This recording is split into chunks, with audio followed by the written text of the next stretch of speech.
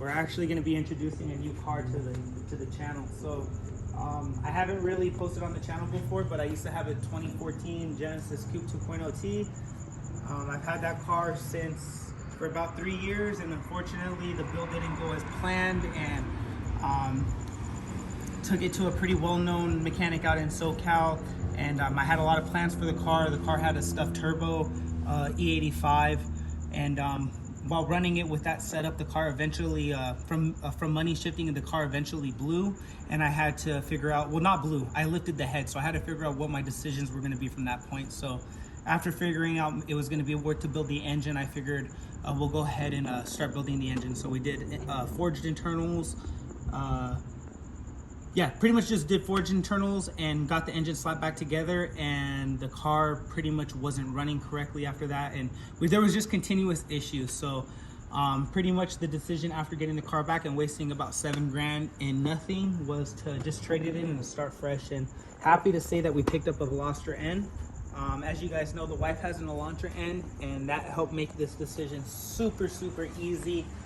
The N platforms in general are just a really slept-on platform, and a lot of people like to just try to pretty much talk. But I gotta say, like, this thing outshines the Genesis in every shape, way possible. I had a lot of suspensions mods done on the Genesis, and this thing just stock blows it out the water. So I'm really happy to have it.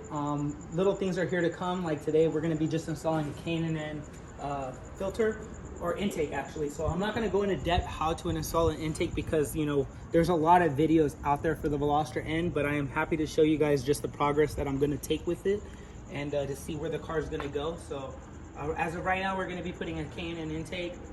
I have a few other goodies that are go on that I can show you guys in other videos, but I'm just really happy to say that I'm excited to be working on this platform and to see where the car goes. So we're going to go ahead and just start swapping this out, and I'll show you guys how it looks after.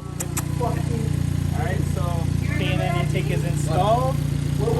Very simple install for anybody that hasn't. 3 10mm bolts on this side.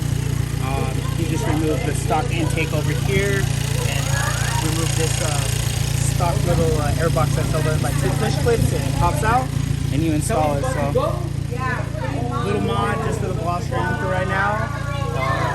Yeah, appreciate everybody's support, and just thank you for all the love, and we look forward to uploading more content for you guys.